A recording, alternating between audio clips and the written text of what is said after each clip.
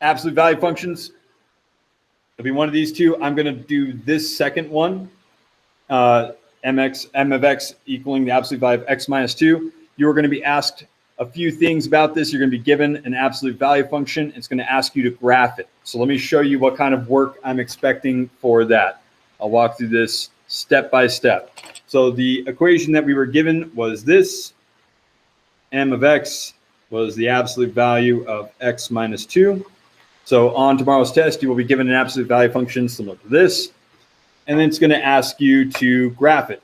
So what you're going to want to show on your scratch paper is an XY table. Okay, you're going to want to create an XY table. Now, for any XY table, you are allowed to pick anything in the numerical universe of numbers to plug in for X, throw it in there and see what pops out the other side. But for the sake of this, since I already know that this is going to be a V-shaped function, that's what absolute value functions will be. They're V-shaped functions. I'm going to be curious about where that corner, that vertex is going to be. So here is the technique. I'm looking for where this absolute value goes to 0. Okay? And so here's the work I'm going to expect. Take whatever's in the absolute value, in this case, x minus 2, right? And I'm going to set that equal to 0. It won't be a terribly difficult solution process here, but now what I'm going to do is I'm going to solve for x. I'm going to move this 2 to the other side by addition. And so in this case, x equals 2. So all that did was that told me where the vertex is going to be, where the corner of my V-shaped absolute value graph is going to be at x equals 2. So if I were to take this 2 and plug it back in, I should get to 2 minus 2. I should get this absolute value to be at 0. Why is that significant? Because in an absolute value, that transition from negatives to positives is where it reflects and makes that V shape. So what I do with this number, once I take whatever's in the absolute value and solve for it, okay, that's going to end up being the middle value on my XY table. Pick a value less, pick a value bigger. Now I have my XY table. Now on big ideas, they only require 3 coordinate points. This is what I'm going to use for my 3 coordinate points in this case. Okay, so let me walk through that one more time. You're going to be given an absolute value function. Whatever's in the absolute value spot, set that equal to 0. Then solve for x. This value that you just solved for is going to be your middle value here. Okay, so let me kind of highlight that with orange. Okay, that's what you're doing with that value. Okay, so when x equals 2, right? Now it's going to be the middle of my XY table. So now what I'm going to do is I'm going to take each of these values and I'm going to plug them in here, right? And this is how we would do with any XY table. So here's where the work I'm going to show. Each time I'm basically rewriting this function, absolute value of x minus 2, except now I'm going to plug in 1 for x. 1 minus 2. In this case, now it's 2 for x. So it's 2 minus 2. And then 3 for x. 3 minus 2. And we just did a series of evaluations. Okay? And so in this case, now I'm just solving for each of these. Just do your calculations, right? Absolute value of 1 minus 2, that's negative 1. 2 minus 2 is 0. 3 minus 2 is 1. Okay? And so for each of these, absolute value is going to make it positive. So absolute value of negative 1 becomes positive. Absolute value of 0 is still 0. Absolute value of positive 1 also becomes positive 1. All right, so this is the work that I'm expecting for the XY table. This is the longest problem of the test. So if this feels long, it's going to be the longest one. So anyway, what we've just created is a series of coordinate points. 1, 1, 2, 0, 3, 1. We've created the 3 coordinate points that it needs in order to graph that V shape that I'll do in just a second. Okay. And so now that I have my XY table, let's walk through the graph. You will be given a graph to graph on big ideas. Right? All right. And so graphing these coordinate points, 1, 1, right? 1 up 1, 2, 0, and 3, 1. There's my V shape right there. Just like so. And that's your graph. Okay. All right. So at this point, it's going to ask you a couple of things. So I'll say, here's your function, graph it. So you need to create your XY table to find your 3 coordinate points. Right? So now I have my absolute value V shape function. Right? And now it's going to ask me a couple of questions. It's going to ask me, how does this shape relate to the regular absolute value of X function? And so what that means is that the regular absolute value of X function is the simplest parent function of absolute value that looks like this. It's going to be pretty much the same exact thing, except that the vertex is at 0, 0. What it's basically going to be asking you is, where did this move? This is the parent function, okay? The parent function, the simplest form of an absolute value. And so how did this original, or how did this absolute value function change? In this case, I would say, all right, this absolute value function has moved to the right or horizontally 2. And so it's going to, for you, it would say moves horizontally, which means left or right, right 2. And what it's really illustrating with this description right here is that this value right here moves it that direction. Okay. And it would move the opposite direction. We talked a little bit about that in the very first day of notes. This part I know we didn't cover as in depth. So this part will be part of like the description after you've graphed it. And the next thing it's going to ask you about is domain and range. These are, again, things that we didn't cover super in depth, so this will not be counted against you, but it can count for extra credit. So I'm going to walk through it. Here's the nice spoiler alert for you. No matter what, for an absolute value, domain, which represents how far left or right this function can go, domain will be anything. All real numbers. It'll write out real numbers for you, but that's the abbreviation for it. Range, so domain is left, right. Range is up and down. The furthest up that this function goes, because these arrows, it goes on for forever up. But the lowest that this goes is right here at 0. So for the range in this case, y, or up-down values, is going to be greater than or equal to 0, because that's the lowest it goes. Okay. Again, I know we didn't cover either of these very much in this chapter so far. These will not count against you, but you can earn extra credit if you get, like, it'll be a multiple choice question for this combination. There'll be multiple descriptions that tell you how it moved and domain and range attached to it. So this part right here will be considered an extra credit point on this problem. So quickly reviewing, absolute value function, take what's inside the absolute value, set it equal to 0. That's going to tell you your middle value on your XY table. Pick one less, pick one more. Now you have your 3 values you're plugging in to get your 3 coordinate points that create that absolute value V. You'll graph it on big ideas, and it's going to ask you those questions about how it moves in domain and range. This part will be the extra credit part. All right. Any questions on our section 1 problem?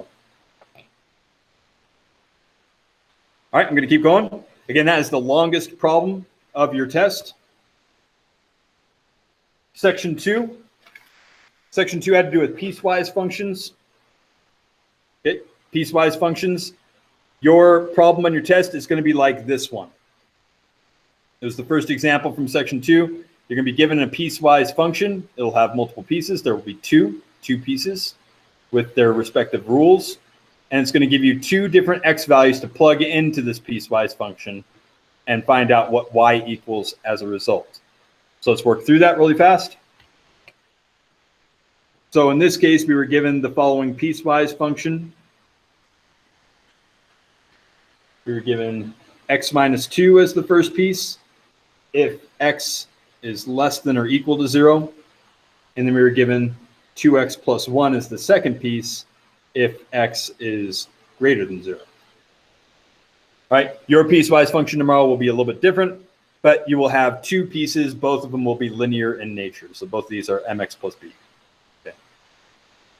So you're going to be given two different x values to plug in here. And really the only trick is to figure out which of the two pieces I'm going to be plugging it into. So in our notes, our first problem to plug in for was when x equaled 0. Okay, so this is the information you'll start with. Here's your function. Here's the value you're going to be plugging in. So now it's which piece do I plug into? It will not be both. It will be one of these two. And based on this, x equaling 0, I'm going to pay attention to this first. This is going to tell me which of these two pieces I'm going to be plugging it into. So since x equals 0, that's going to be this first rule. Because x is less than or equal to 0 here, 0 makes that rule true. Just to double check it, 0 is definitely not bigger than 0. It is 0. So this would not be the piece I would use. I'm going to use this one, x minus 2. So the very first thing I expect on your scratch paper is to tell me which function you're going to be using. So in this case, I'm going to be using y equals x minus 2, the first piece. Again, because this is the rule right here that's going to be true. 0 is less than or equal to 0. Okay. And now that I know which piece I'm using, now this is no different than any other substitution. So now I plug in 0, 0 minus 2, because x is 0. And then finally, y equals negative 2. That one's done. Again, the trickiest part there was figuring out which piece to use. The calculation after that is going to be really, really basic. All right, our next one, again, you'll be given two values. So in this case, we were then told, all right, well, now what happens if x equals 4? Again, I need to figure out which piece I'm going to be plugging into. So in this case, again, I have two pieces to choose from. Since x equals 4, the rule that's going to follow is going to be the second one. 4 is not less than or equal to 0, but 4 is greater than 0.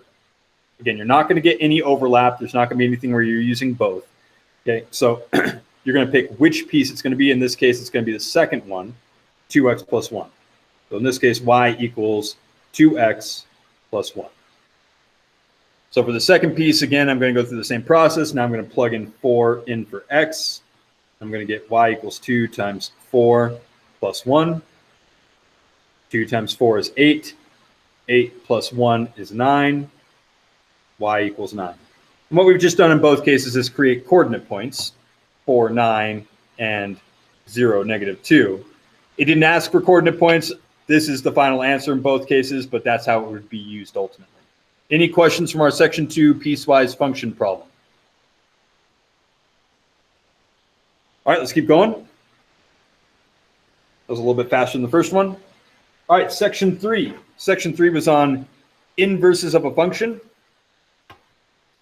Okay, you are going to be given a linear function similar to our last example from this section, similar to this one right here. Okay, in this case, we were given a y equals mx plus b, a linear function, and we're asked to find the inverse of that function. There will be an extra credit aspect to this problem on big ideas, where it's going to then ask you to graph both the original and its inverse on the same graph.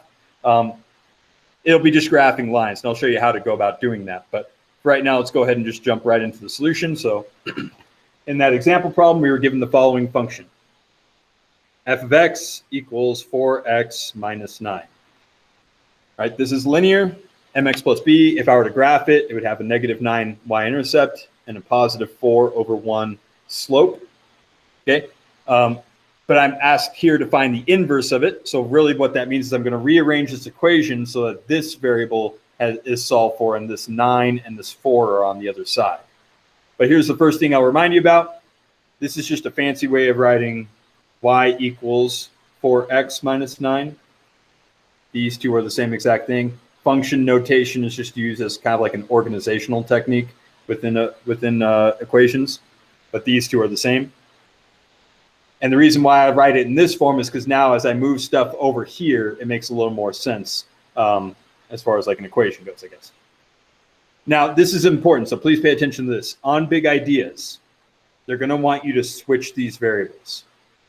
Okay, I'll explain why at the end, but for right now, just switch these variables, because big ideas is going to want things in terms of x at the very end.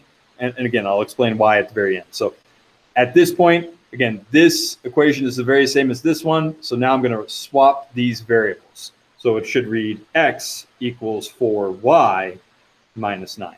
Again, I'll explain why we did this at the very end.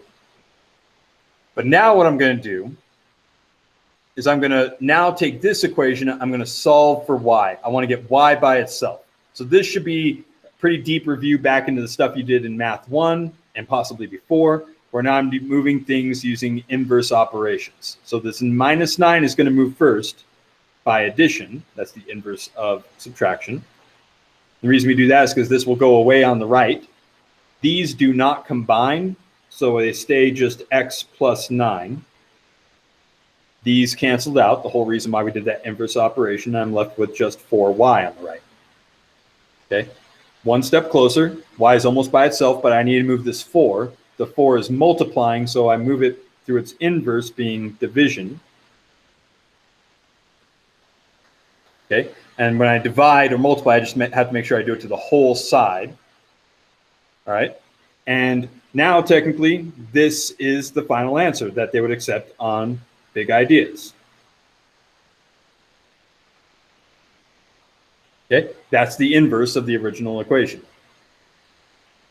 Now, for the extra credit part, well, actually, let me back up a second. The reason why we swapped the variables. Why did I swap the variables? Because in big ideas, they want this still in y equals and then x on the other side format. Had I not switched the variables, had I left it as the original y equals 4x minus 9, all that would have changed is that this would have been y and this would have been x. But if you wrote it in as y over here, it would have marked it incorrect on big ideas. I will look for that sort of mistake, but just as a point of awareness, in this section, particularly if you're getting marked down wrong problems, that was probably why. The next thing that is that if you want to graph this for the extra credit point, it can help to rewrite this in mx plus b form, because as it's written, it's a little confusing for what's going to happen as far as it is graphed. But I can separate this denominator into each of the pieces of the numerator. So x over 4 is the same thing as saying 1/4 x. 9 over 4, or plus 9 over 4. Okay, so this right here is the exact same equivalent of that together, right? But we separate it out because now it's in mx plus b form. And for the extra credit point where it's asking you to graph the original equation being this guy, 4x minus 9, which is simple enough to graph. There's my y-intercept, there's my slope, and then the inverse. This is more convenient for graphing purposes. This technically is, again, the right answer for when it asks you what the inverse is. But here, there's my y-intercept, there's my slope of the inverse. And so if I had to graph them both in the same thing, again, it'll be a multiple choice for which one represents that graph. So that'll be a little more convenient, but that's how you can double check it a little easier. Any questions on the section 3 problem on inverses? Okay, let's move on to section 4.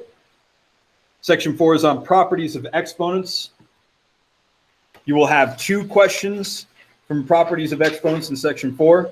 One will be a single step solution, one will be a multi-step. So this is our section 4 notes. Your first question is going to be one of these 3. Okay, not one of these 3 with the exact numbers, but I mean one of these 3 types of properties being represented. This, where I have a common base multiplied by itself with different exponents. This right here, I would add the exponents together. That was the property we learned. So in this case, my result, my simplification, would be 3 to the 2 plus 6 power, or 3 to the 8th power. Okay, so it might be like that. It might be like this one, where I have a fraction. And in this case, the property was that I take the numerator exponent and I subtract the denominator exponent. Okay, and so in this case, I would have 2 minus 7, or negative 5. Okay, and so let me just walk through what would happen, because it does say to use only positive exponents. Let me remind you, what happens if I get a negative exponent as a result? So let me just break that down. Again, the starting problem was this, -4 squared over -4 to the 7th. The property tells me I'm going to subtract. I'm going to take numerator and subtract denominator for the exponents. So my result here would be -4 to the 2 minus 7, or -5th power. Okay, don't be afraid to use a calculator there. Okay. And so this technically is my result, but I have a negative exponent. Remember, it did ask for positive exponents only. And so here's how I would convert that to a positive exponent. I'll remind you that it means turning it into a fraction. Same exact base, but now a positive exponent. And this would be my result. Okay. And so for that problem, again, just that's the process. It's a single step technically. Another way to think about it is that I had 2 -4s on top and 7 -4s on the bottom. So 2 of the ones on top canceled with 2 of the ones on the bottom. I was left with 5 on the bottom. That's kind of the longer way of thinking about it. But if that helps you with kind of skipping over this conversion, that can be helpful. Okay. And then the third and final single step property you might come across will be this one, where if I have an exponent raised to another exponent, I'll remind you here is where I multiply those exponents together. That's the property. So I would have x to the -12th power. Again, because I want positive only exponents, that x to the -12 power would be 1 over x to the positive 12. 1 over x to the positive 12. Okay, so again, you'll get one problem like any of these three where it's a single step. Your second problem from section 4 will be like these last couple. Okay, these are multi-step ones. And all that means is I'm using the same properties that we did above, but now I just have to do more than one. Okay, so I'll perform this last one right here. Okay, so if I started with 2x over 3 to the -5th power, this might be like what you see on tomorrow's test. So the very first thing I want to deal with is this negative exponent, because it wants only positive exponent results. So technically speaking, just like we did before, I could just put the whole thing over a fraction. But now I have a fraction underneath the fraction, and it's kind of a little messy. So I don't want to necessarily write it like this. This is correct, but I don't want to write it like that because I'd have to end up moving things anyway. Another way to think about it is I'm going to take the reciprocal of this fraction. So I just swap numerator and denominator. So really what I can do is this, 3 over 2x to the +5 power. So on your multi-step problem tomorrow, if you get a negative exponent, hint, hint, if you get a negative exponent, make sure that you're taking the reciprocal of the internal fraction right there. And then you just make it a positive. Okay? So again, negative to positive, I can just swap the fraction, reciprocal. Okay? And at this point, now the next step would be to distribute this exponent into each of the objects inside the fraction. So that would be 3 to the +5 power, 2 to the +5 power, and x to the +5 power. Here's what I'll remind you. If there was already an exponent in there, that would be an example of that third property that we dealt with before, where I'd have a multiplication. So for instance, if it was instead like 3 over 2x squared to the 5th, then my result here would be 3 to the 5th, 2 to the 5th, and then x to the 5 times 2, 10th. Okay, be aware of that on tomorrow's test. If you have an existing exponent, that would be multiplication, just like that other property before, but that's what would happen. The reason why all these just stayed 5 is because technically each of these has an exponent. The exponent just happens to be 1. And so 5 times 1 in each case gives me the 5. And then technically speaking, these 3 to the 5th and 2 to the 5th can be raised to that power and give me an actual number. X to the 5th is going to stay x to the 5th because it's a variable.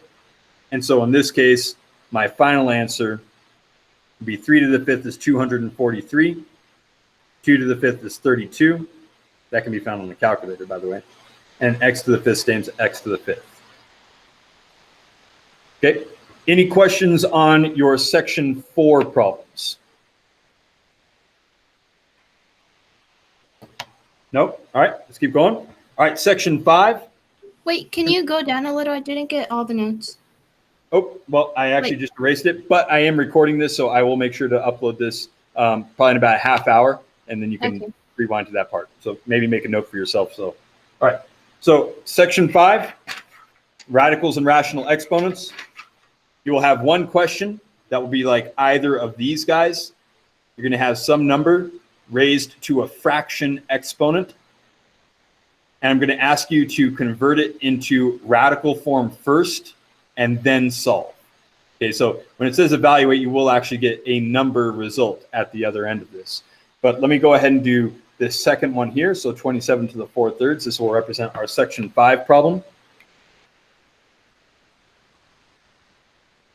So your first step will be to convert this into its root form. So I'll remind you the denominator is what root I'm taking. The numerator represents what power I'm sending it all to. So in this case, my denominator is 3. I'm taking the third root of 27. That means what times itself 3 times gives me 27, and put it in parentheses, because now the numerator is going to represent what exponent I'm sending it all to. So that's the conversion from rational exponent into radical form. All right, now at this point, I can actually do this stuff on a calculator. Third root of 27. So let me show you on a calculator again how it's done for me. I would start with my 27. If I'm taking the root, I don't use the x to the y power. I have to use my secondary function. Third root. My answer is 3. And that makes sense because 3 times 3 times 3, or 3 cubed, gives me 27. That's essentially the reverse of what's happening there. So 3 is the cube root of 27 in this case. And so the first thing you're going to do is take the root of whatever it is that you're doing. Again, you can use a calculator. And now that is what I'm raising to that numerator power. In this case, 3 to the 4th power on a calculator. Now I can use this one because it's not a root. It's an actual just exponent. So now raise it to the 4th power, 81.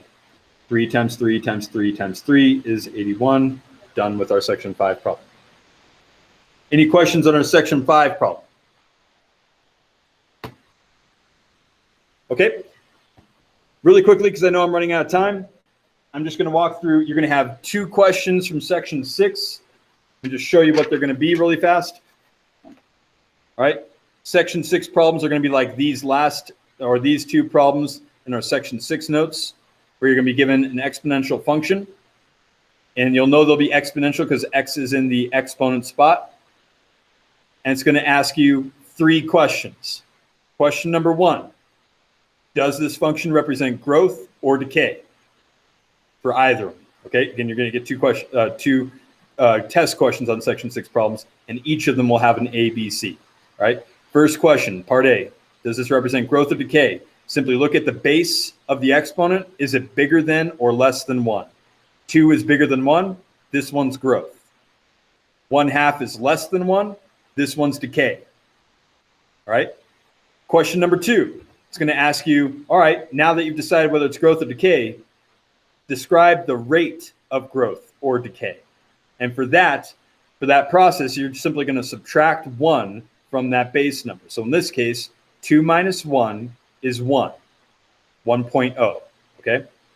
Convert that into a percentage. So let me walk you through that for one of these problems. I'll do it with the 1/2. This will be really fast. All right, here's the function I was given. They say like, okay, I've decided it's decay because it's less than 1 in that base. Great, now what's the rate of decay? I'm going to start with my 1/2, the base of that exponent. Convert it into a decimal. Maybe you know that that's 0.5. You could always do 1 divided by 2 to give you this as a result in your calculator. But that 0.5 is going to come in more handy here, right? These are the same, but now I have a 0.5 as my base of the exponent. Now I'm going to subtract 1.